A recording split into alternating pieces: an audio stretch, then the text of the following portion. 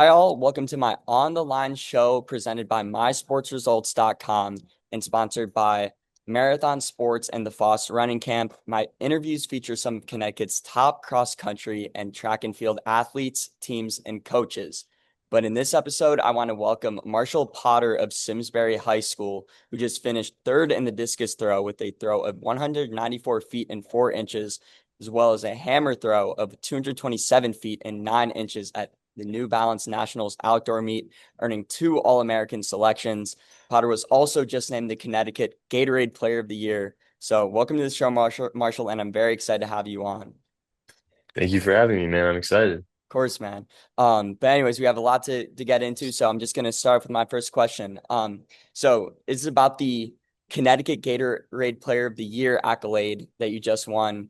Just got to get your, initial reactions from that. How are you feeling after earning such a prestigious award? I'm feeling honored. I felt that my hard work it's paid off and that I feel that definitely after New Balance with I set 2 state records that it wasn't as much of a shock after the amazing weekend I had, which I felt that I really earned it and I put together a great performance that really cemented my legacy in Connecticut track and field.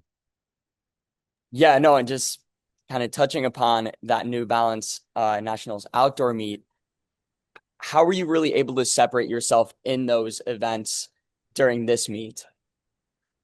I think for this meet, it was really that because it was my last ever high school meet that I really had to show up and I definitely took things slower. I took long, slow warm-ups. I was more focused and I really cherished every moment that I had.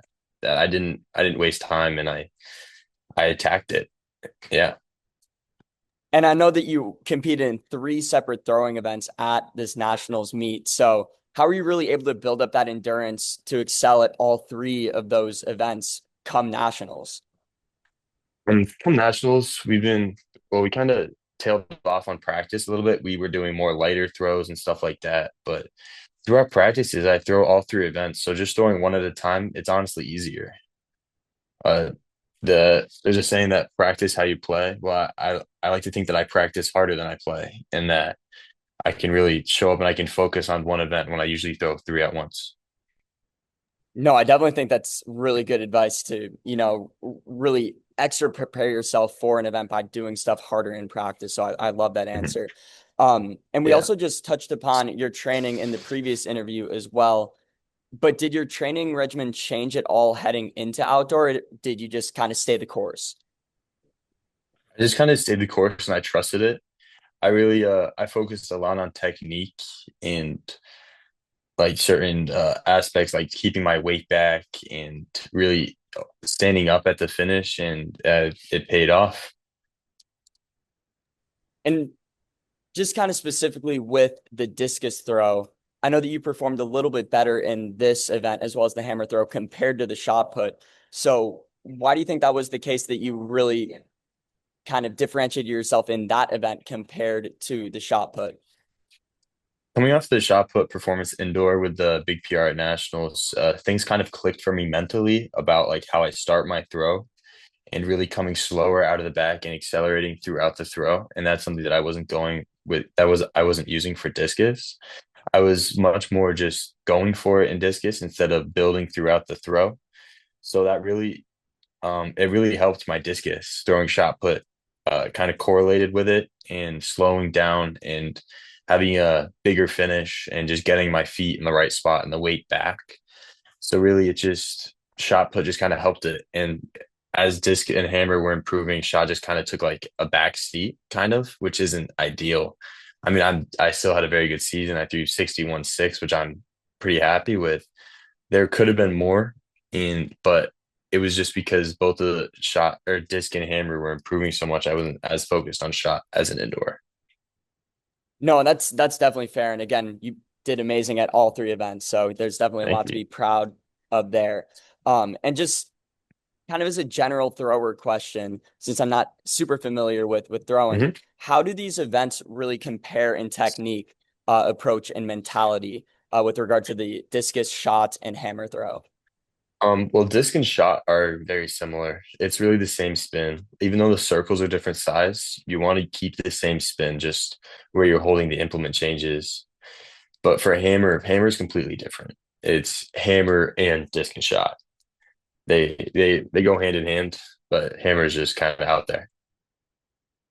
Cool. No, I appreciate that. I'm really not super educated on throwing, Of so course. that's really cool. But anyways, we'll be right back with our interview with Marshall Potter after we take a quick break for this message from our sponsor, Marathon Sports.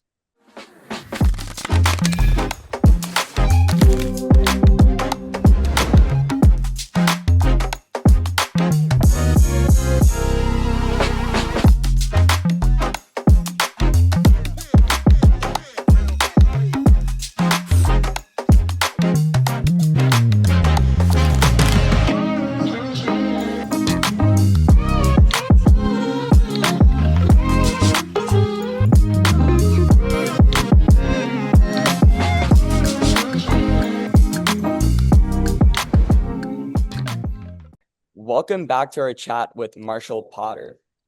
So last interview, we discussed the Throw Hawk meet, Mhm. and you competed in this meet again during the outdoor season. So I'm just curious, how was this experience and what was it like during this season as compared to past seasons?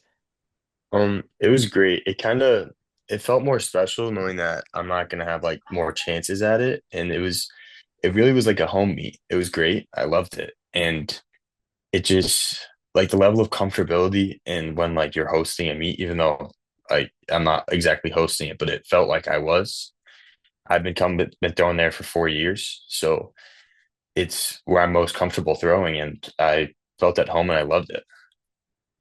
No, I know that you mentioned how much you loved it in the last interview as well, and I think that's so cool how they do that for throwers. I think that's really cool how you just have a specific meet where you can just throw. So I found that really cool. And just going into outdoor as well, the throwing title was honestly between you, Thomas Matlock, and Chris Amy as well. And I know that you guys are all seniors. So how did your relationship develop with these guys, especially knowing that it was each of your last seasons in high school track and field?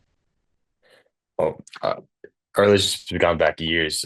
We've been competing, all three of us, since sophomore year, and honestly, there's no one else I'd rather compete against than those guys. I love competing against them. It's great. We've all been pushing each other for bigger and better, and it's been amazing. I've loved it. Uh, we're all so close. When we see each other at meets, it's all supporting. We all support each other. We want each other to throw big, but it's also there's no one I'd rather. I don't like. I hate losing to them because of that. So it's like, but I love competing with them. And if I hit a big throw in the late rounds and they jump me, I mean, I'm happy for them, but it also hurts. So I mean, it's been great. Love competing against them. I know that you just mentioned competition. So how have you really breeded a competitive mindset just throughout your high school career and just throughout your life in general? That's really taken time. You gotta be a killer. Can't waste throws, especially in competition. So this season, one thing I've really been focusing on is my first throw. Like at nationals in the discus, I PR. I threw 194 on my first throw, and it set the tone. Uh, I find that I do better when I get like even if it's not my best throw, like 194, it was a great first throw, but even if it was like a any throw, I would it instantly calms the nerves and it just puts me in a better position to go and attack the other throws. No, I think that's a great approach, just getting off on the right foot and everything. And Mhm. another Absolutely. just staple of your success has been consistency as well. Out of all the meets that you competed in this year, you didn't capture first place in just five times in the shot put and just once in the discus and hammer throw. Mhm.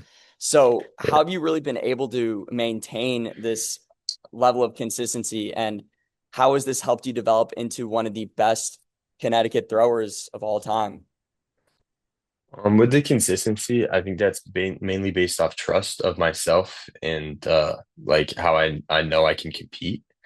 So it's really just been like calming myself down and focusing on one throw at a time, not focusing on winning because if I focus on that, I think too much and I don't throw very well. So just focusing on myself and my technique really makes me throw farther. No, I think that's great. And this is just a family question as well. How has your family really supported you throughout your athletic, academic, and personal journey as well? My family has been absolutely amazing. My parents love my parents. They've been there for me at basically every single meet of my high school career, and I'm so thankful to have them throughout. At state opens, I would take off my sweatshirt, hand it to my mom before throws. I mean, that's just a level of support that I'm so lucky to have, and I'm so appreciative. They've seen the ups and downs. They stay in hotels for big meets if like far away. It's just been amazing, and I can't thank them enough for uh, the part of the my journey that they've provided. I think that's awesome. Also, what is just the biggest piece of advice that you've gleaned from? I know that you have an older brother, and what's like the biggest piece of advice that you gleaned from either him or your parents throughout your life? Um, I think the biggest piece of advice that I've gleaned from my older brother is to really breathe. Like just breathe. Focus on your breathing, and then that'll calm everything down. Because if you can control your breathing, you can control everything. I think that's great advice. But with that, we'll be right back with our interview with Marshall Potter after we take a quick break for this message from our other sponsor, the Foss Running Camp. On the Line with Grant Walters is sponsored by Foss Running Camp, an overnight cross-country camp for middle and high school athletes of all abilities. Located in nearby Torrington, Connecticut, August 14th through 19th. Go to fossrunningcamp.com for more information. Foss Running Camp, where champions are built one step at a time. Welcome back to our chat with Marshall Potter. This part will focus on some more fun and personal questions. So just during the season, I saw that you ran a 4x100 meter with just throwers, similar to how you also ran a 3,200 meter as a thrower in the past. So just curious, what was this experience like, and how did it help you bond with the throwers on your team? It's fun. I mean, it really brought us closer together, and just like counting on each other to run a 4x1. I mean, there's not much. It definitely brought us closer together. That's something that we've been lacking because there's not many junior throwers. It's kind of me and then sophomores. So it definitely helped bring us closer together, along with Clash Royale. We all play Clash Royale, and that has also helped to bring us together. It's been awesome. No, I think that's awesome. And just kind of speaking of Simsbury's throwing squad as well, how have you really helped mentor these younger guys, and what type of progress have you seen from them?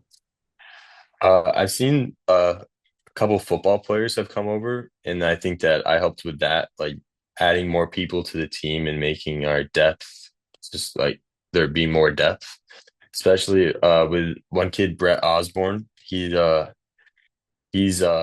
he was the first one to come and throw with us, and I think that he's going to be real dominant in the future. He qualified for state in I think both disc and shot, but I'm not sure. I know definitely shot, but I feel that he's going to keep going and he'll be getting a lot better soon.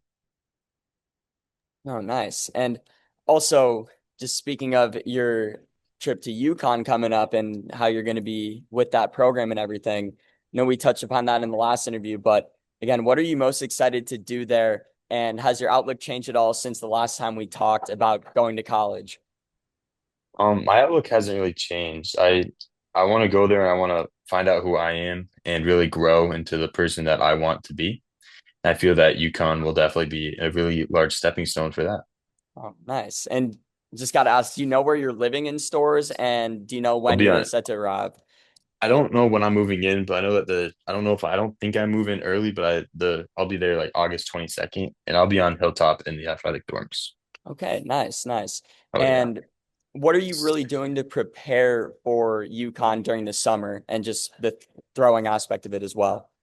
I'm gonna be lifting a lot and trying to gain some weight, really. Um, I really struggle with gaining weight, so that's a main one. And I've been switching to the heavier implements, going gradual and really trying to get my body used to them. Nice. And just kind of on a personal note as well, how are you spending your summer, especially given that it's the last one before you go to college? Dude, I'm going all over the place. I was at the beach on Monday, lake Tuesday, Wednesday. I've just really been all over doing whatever I want, along with work, and of course, gotta fund them somehow. Gotta fund these excursions. But yeah, I've just been doing going wherever the wind takes me. Yeah, no, and I know that you work in Granby as well, right? Mhm. How's that job been, and how's it been over Dude, the summer specifically? I love my job. I work at a liquor store in Granby, Connecticut, and it's so much fun. I love it there.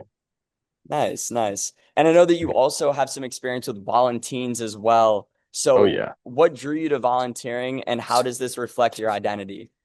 What drew me to volunteering was one of my friends just asked me if I wanted to, and I was like, yeah, sure. And then I really just found that helping others, and specifically one time we were helping garden and clean up like loose sticks and leaves for just a community in Granby. I don't remember what it's called. This was a couple years ago, but seeing all these people coming in and out of their houses and like just the smiles on their faces, it really warmed my heart, and I wanted to feel that again, so I just kept going. Wow, that's awesome. I think that's really cool. And just what is also your biggest piece of advice to up and coming throwers that obviously look up to you? For up and coming throwers, I would say consistency. You got to just keep going, keep throwing, keep lifting, keep eating. There's not much else that will get you to like reps are extremely important in just going out there and throwing. Also, not wasting throws and really having purpose when you go and throw. Nice. And just kind of as you look behind or back at your high school track and field career, what are you most proud of?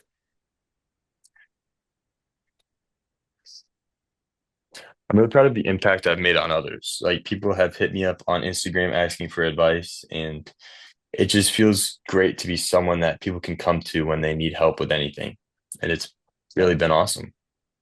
And how does that kind of reflect the legacy that you also want to stamp on Connecticut track and field history? That affects the legacy that I want to leave through like a legacy of helping others achieve their goals as well as being someone who achieves their own and is true to themselves and stuff like that. Uh yeah, yeah. I think that's so cool. Well, thank you again so much, Marshall, for taking the time to do this interview and your just willingness to do it again. It was really enlightening to hear what you had to say, and I wish you the best of luck at Thank you so UConn much. and with your future endeavors as well. So thank you so much again. Have a good one. You too. And thanks to all of our fans joining us. Stay tuned for my next interview. But for now, this is Grant Walters signing off for On the Line.